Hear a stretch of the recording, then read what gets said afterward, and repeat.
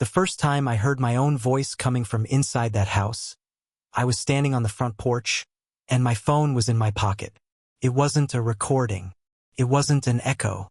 It wasn't someone shouting from a distance. It was me, calm, clear, saying my name. And whatever was inside was saying it like it had been waiting for me to show up. I should probably explain how I ended up there. But the truth is, none of that matters as much as people think. The part that matters is that I drove away afterward, and for 3 days straight I kept getting phone calls from a number that doesn't exist. Every time I answered, I heard myself breathing on the other end. I'm 58 years old. I've spent most of my life doing practical things, working practical jobs, and solving problems that had practical explanations. I don't scare easily, and I don't jump to supernatural conclusions. I didn't grow up on ghost stories or late-night radio nonsense. If something has an explanation, I prefer to find it and move on. That's why what happened outside of Ridgeline bothers me as much as it does. Because I tried. I really did. And I still don't have anything that makes sense. At the time, I was doing part-time work for a property management company. Nothing fancy.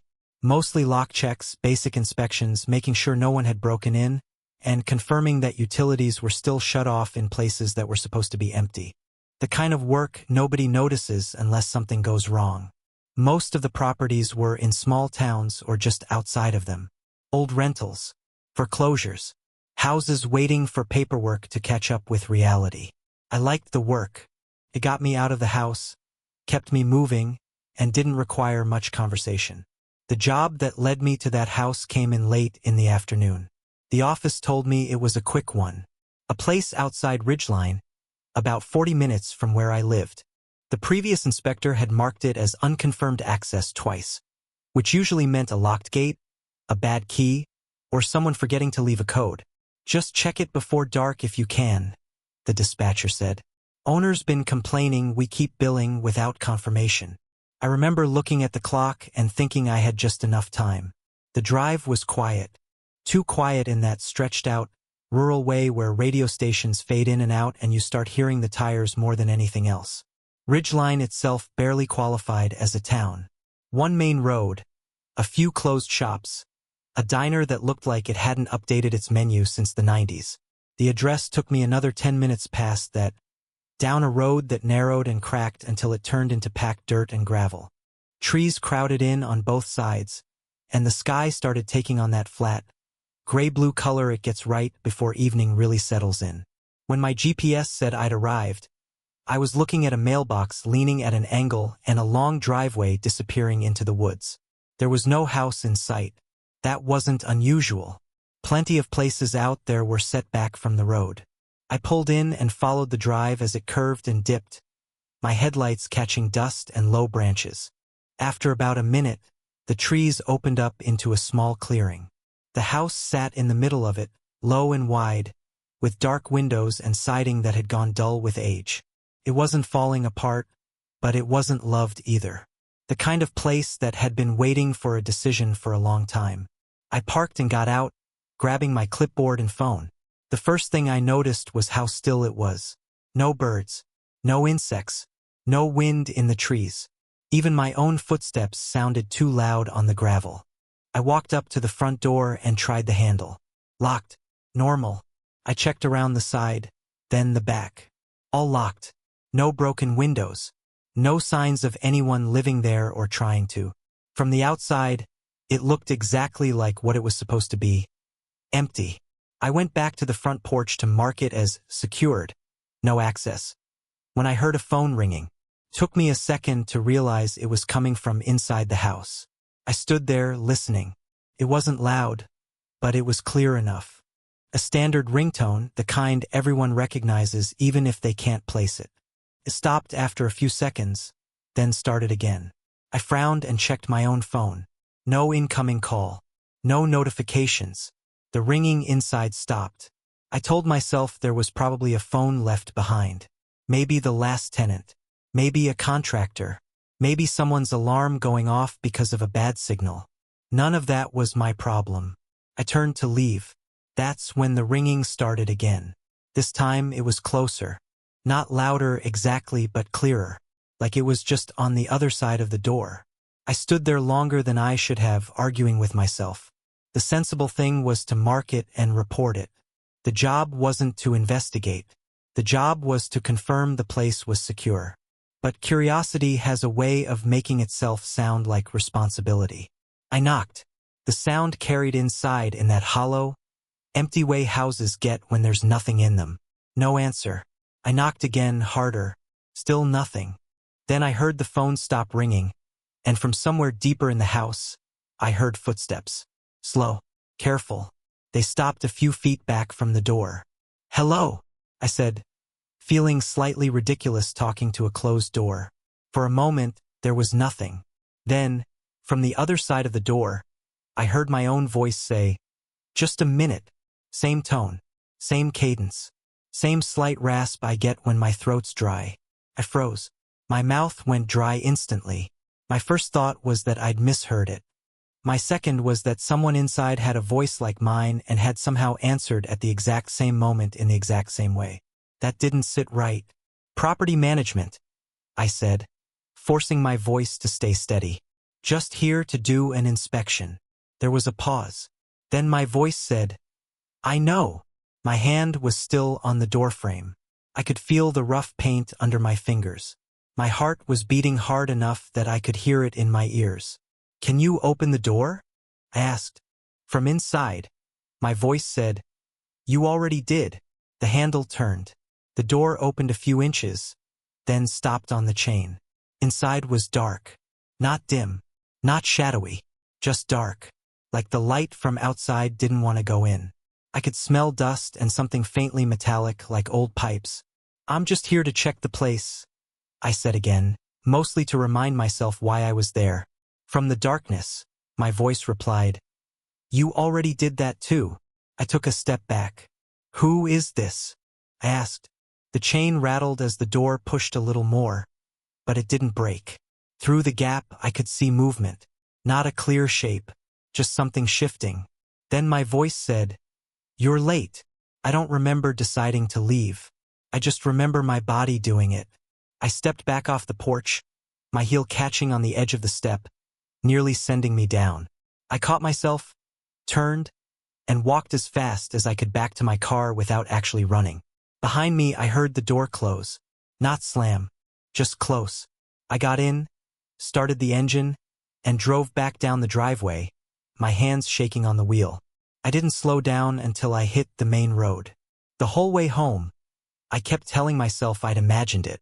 Stress, tiredness, acoustics, some trick of sound and expectation.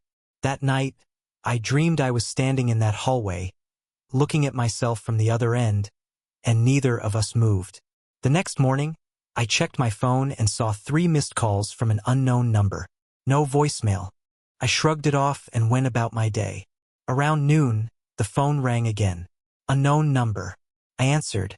For a few seconds, there was nothing but static. Then I heard breathing.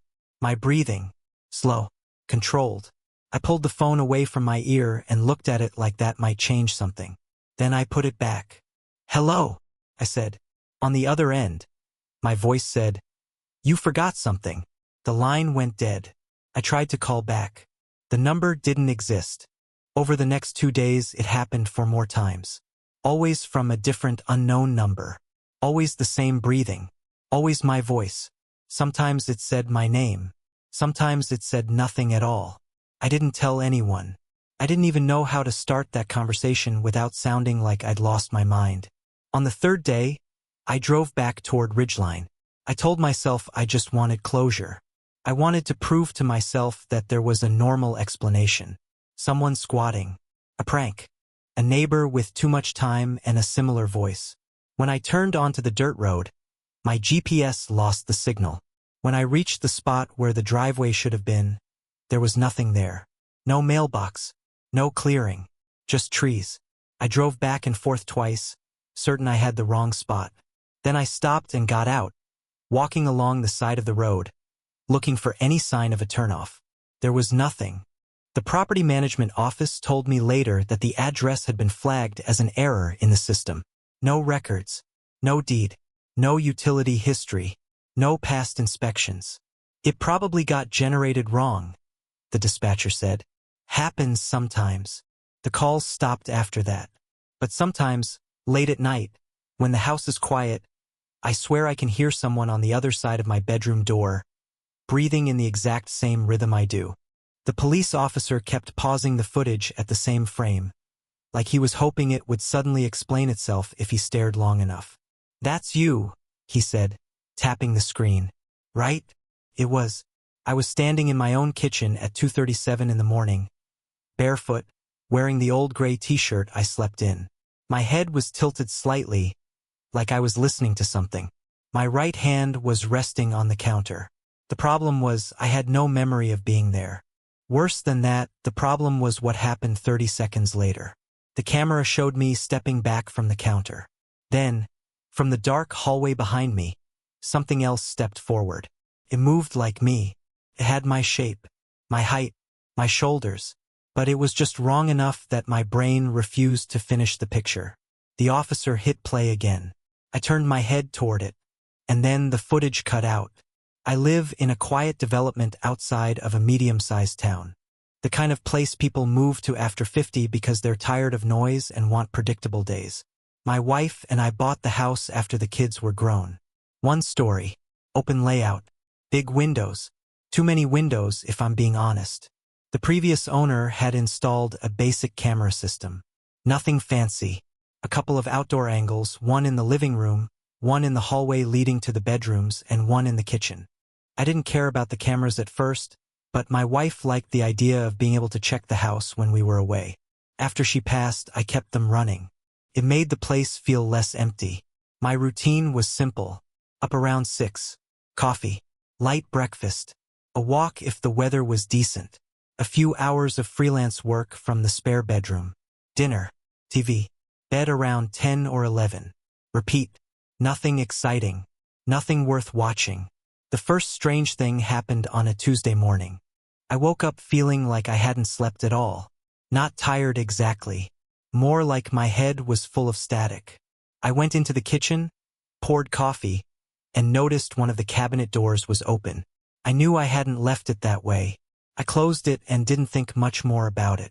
That afternoon, I checked the camera app out of habit. At 2:11 a.m. The kitchen camera showed me standing at the counter, staring at the cabinet. At 2:13 a.m. I opened it. At 2:14 a.m. I closed it. At 2:15 a.m. I walked out of frame. I stared at the screen for a long time. I don't sleepwalk. I never have. My wife used to joke that I slept like I was turned off with a switch. No wandering. No talking. No half-awake midnight snacks. I told myself stress does strange things. Grief does stranger ones. That night, I locked my bedroom door. I also set an alarm on my phone to go off at 2 a.m. just in case. When it rang, I was awake immediately. The room was dark and quiet. No sounds from the house. I got up, unlocked the door, and stood in the hallway for a minute, listening. Nothing. I went back to bed.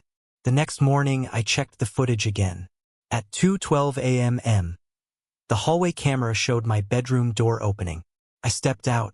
At 2:13 a.m. I walked into the kitchen. At 2:14 a.m. I stood at the counter again. At 2:16 a.m. I turned and looked straight into the camera. I don't remember any of it. That was the moment I started getting scared. I called my doctor. He asked about stress, sleep, medication, alcohol. None of it really fit.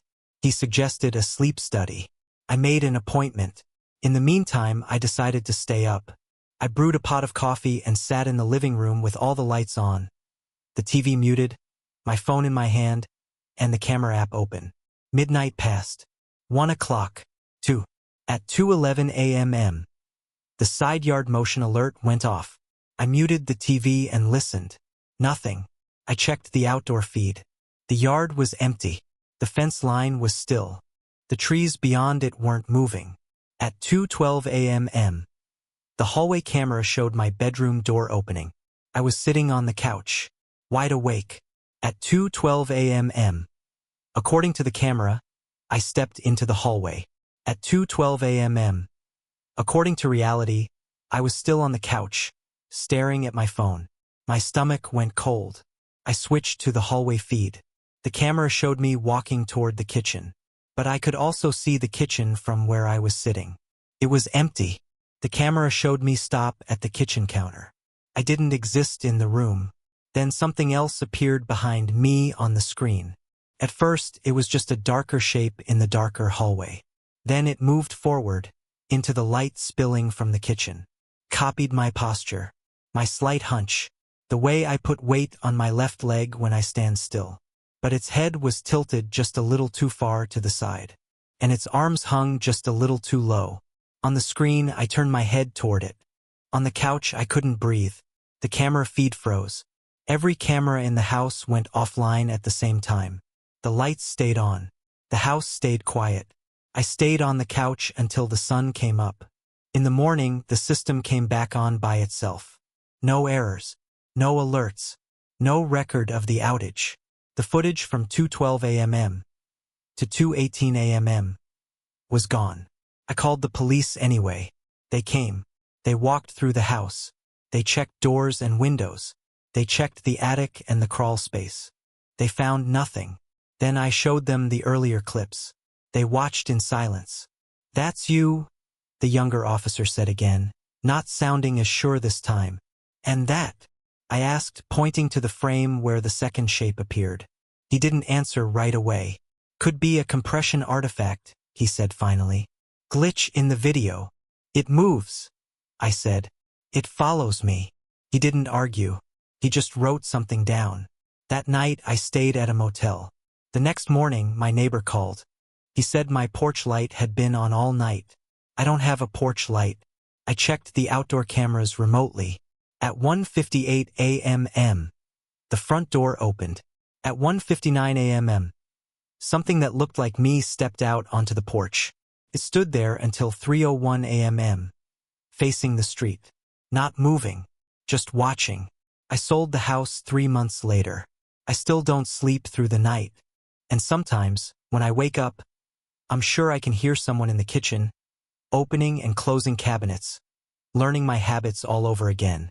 The deputy told me later that I'd been standing on the shoulder for almost 20 minutes before anyone saw me. Just standing there, door open, engine running, hazard lights flashing, not waving, not calling for help, not moving. He said that when he asked me what I was doing, I looked at him like I'd just woken up in the wrong body. I don't remember any of that. What I remember is the sound. A soft, steady knocking that didn't come from my car, didn't come from the road, and didn't come from anywhere I could see. It sounded like it was coming from inside my head. I'm 62 years old. I've driven the same stretch of highway between my home and my daughter's place for almost a decade. It's a long, dull drive. 2 lanes, trees on both sides, a few scattered towns that mostly close up after dark. The kind of road you don't think about because there's nothing to think about. That night, I'd stayed later than usual. My daughter had asked me to fix a leak under her sink, and what should have been an easy job turned into 3 trips to the hardware store and a lot of language I'm not proud of.